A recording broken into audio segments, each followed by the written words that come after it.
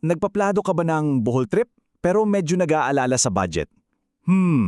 Paano kung sabihin ko sa'yo may isang lugar na malapit lang sa sikat na Alona Beach na hindi talaga sasakalin ang wallet mo? Tara, silipin natin tong JMC4 Bunks at alamin kung ito na nga ba yung budget-friendly na paraiso na para sa'yo. Alam mo, pag sinabing paraiso, kadalasan kasunod niyan yung mabigat na presyo, di ba? Lalo na sa mga sikat na lugar tulad ng Panglao. Pero, posible nga ba na makuha mo yung ganda ng lokasyon nang hindi gumagastos ng malaki?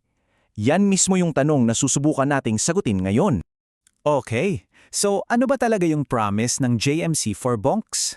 Alamin natin kung ano yung ino-offer nila para sa mga biyaherong katulad natin na gustong i-maximize ang bawat piso.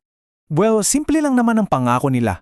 Isang maganda, komportable at higit sa lahat, abot kayang lugar para sa mga adventure mo sa Bohol.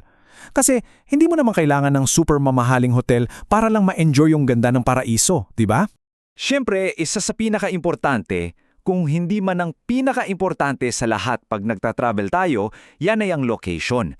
Kahit gaano kaganda yung tutuluyan mo, kung sobrang layo naman sa lahat, parang hassle, di ba?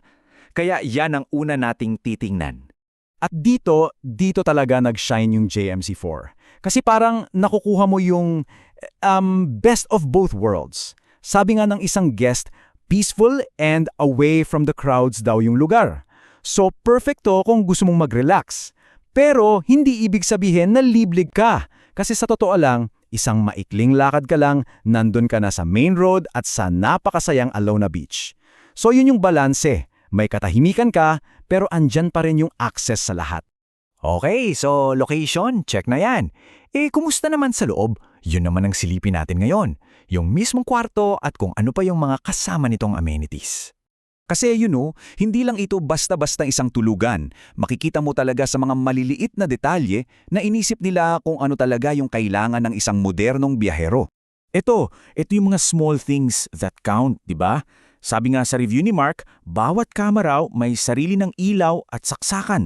Nako, napaka-importante niyan ngayon. Plus, malinis daw ang banyo at may libreng toiletries pa. Galing, no? Pero ito yung game changer para sa maraming budget travelers, yung common kitchen nila. Hindi lang siya basta nandyan. Sabi nga ni Chris, very useful daw talaga. Kompleto sa gamit, may stove, may kettle, mga kutsara at tinidor. Isipin mo yung matitipid mo kasi pwede kang magluto ng sarili mong pagkain.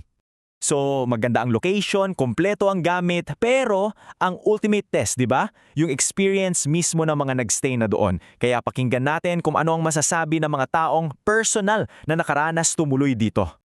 So, kumusta nga ba talaga ang feeling na magstay sa JMC4 Bunks? Diretso na nating alamin mula mismo sa kanila. Unahin natin si Mac. Sabi niya, the place looks how it was advertised. Ibig sabihin, what you see is what you get. Walang halong biro. At ang pinaka-bottom line para sa kanya, sulit ang ibinayad. Yan yung mga salitang gusto nating marinig, lalo na kung on a budget. Tapos, dinagdagan pa yan ni Chris. Hindi lang yung lugar yung pinuri niya, kundi pati yung service. Grabe yung caretaker daw, very accommodating. Nagkaroon pa nga sila ng maliit na aberya na iwan yung susi sa loob, pero natulungan sila agad. So anong verdict niya? Superb and definitely worth it. So ayan, matapos nating marinig ang lahat ng yan, mula sa lokasyon, sa kusina hanggang sa mga review, dumating na tayo sa huling tanong. Para ba sa'yo ang JMC4 Bunks? Para mas madali, i-breakdown natin. Sa isang banda, yung mga pabor sa kanya, sobrang tahimik at payapa. Nalalakad lang papunta sa main road. At syempre, yung super useful na common kitchen at mabait na caretaker. Sa kabilang banda naman, anong mga dapat mong i-consider? Medyo may kalanyuan sa mga kainan. Medyo maliit yung kwarto, pero sapat na raw. At take note, hindi siya beachfront, okay? So yun yung trade-off na kailangan mong timbangin. Pero kahit may mga dapat i-consider, mukhang malinaw na malinaw yung sinasabi ng karamihan, di ba? Ang consensus, isa itong superb stay na sulit sa presyo. Yung value for money, kumbaga, andun talaga. Mas higit pa sa binayaran mo yung nakukuha mo. At dito na nga tayo magtatapos. Dahil ang JMC4 Bunks parang isang paalala sa atin na, ang isang perfect na bakasyon, hindi naman laging sinusukat sa luho.